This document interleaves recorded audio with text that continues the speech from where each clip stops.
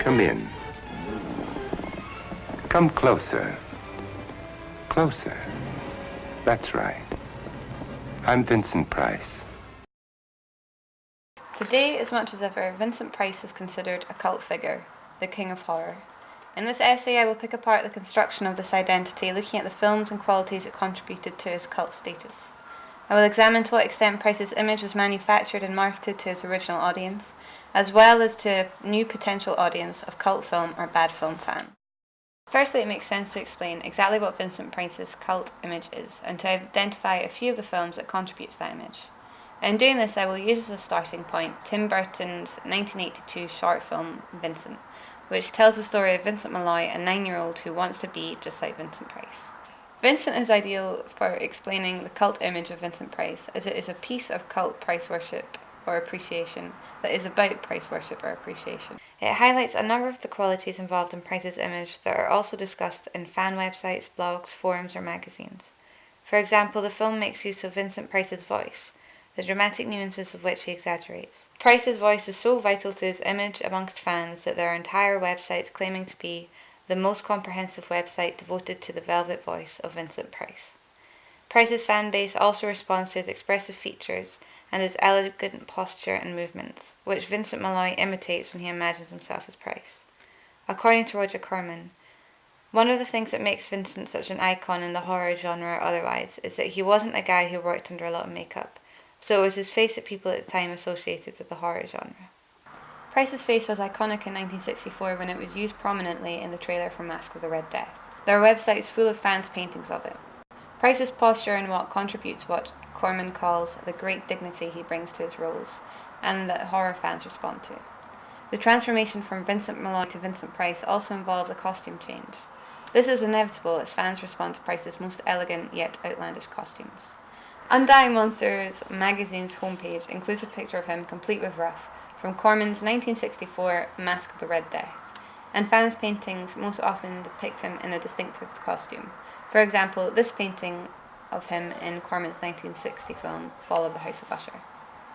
Price's velvet voice, exaggerated facial expressions, dignified way of carrying himself, and distinctive costumes all combine to make him the epitome, as Burton depicts in his film, of the tortured art or sensitive madman who wanders dark hallways alone and tormented.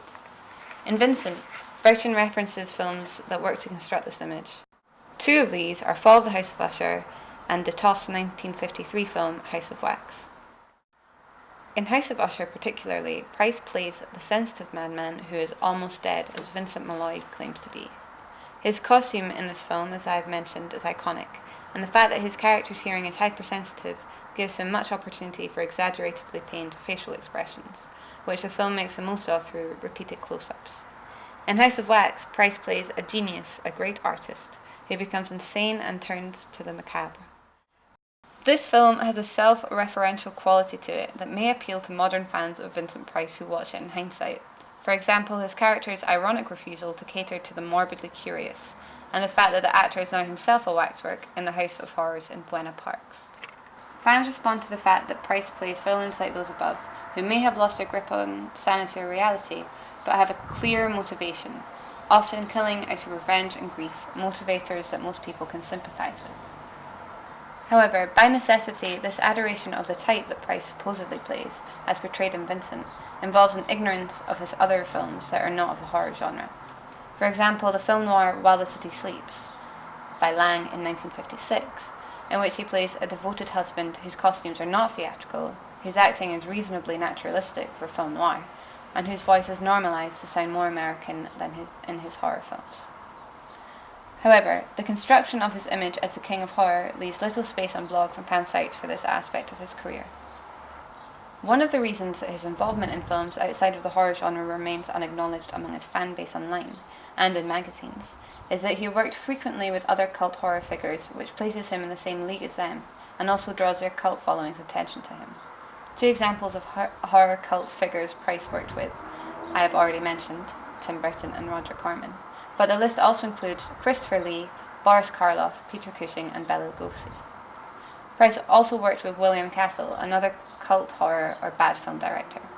As a director, Castle, who was a great fan of his own legend, manufactured his cult image by appearing in the trailers for his films or introducing them with a warning. Castle also manufactured the cult image of his films by insisting that they each had a gimmick.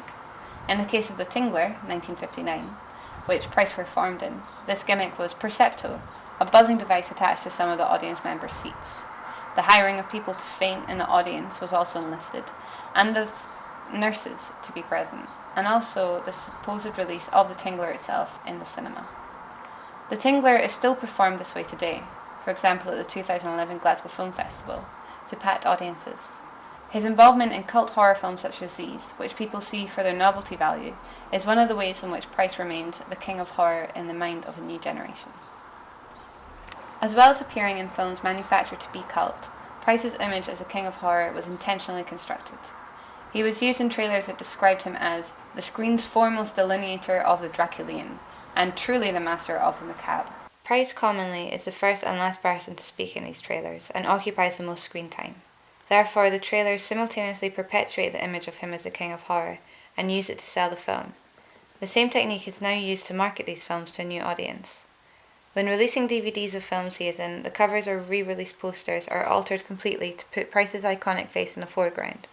For example, the original poster for The Pit and the Pendulum, and the re-release poster that appears on the DVD. Price's horror films are now aimed at a cult or bad film fan base who continue appreciation of Price's films and his own cult image by dedicating front covers to them or even entire issues. Just as many fans of bad film or cult film enjoy them because of the fact they are criticised for not being quality or are drawn to them by their flaws. Price's appeal to a cult or bad film audience could be due to the fact that he has been criticised for the hamminess of his acting or otherwise unappreciated by mainstream criticism. This adds to his image as an outcast, which contributes to his status as a queer icon, another branch of his cult following. While imagining the queer male diva, Harry M. Bensoff was captivated by what he calls Price's acting talents, which some have disparaged for being too mannered, too obviously performed. Bensoff felt a connection to the image of Price in his horror films, the dignified suffering artist as described earlier, that helped him appreciate the value of standing apart from the crowd, he says, as well as the personal strength needed to do so. Queer readings have been made of a number of Price's films, in particular The Abominable Doctor Phibes from 1971. According to Bensoff, Price's dead wife acts as the narrative's beard for Phibes, and he does not engage in a sexual relationship with his beautiful sidekick. According to Bensoff, manifestly because Phibes is devoted to his dead wife, but more logically because Phibes is a homosexual dandy. The campiness of this film, however, seems too obvious a construction. The queer readings of the film and of Price's performance are not subversive, but are encouraged by the text.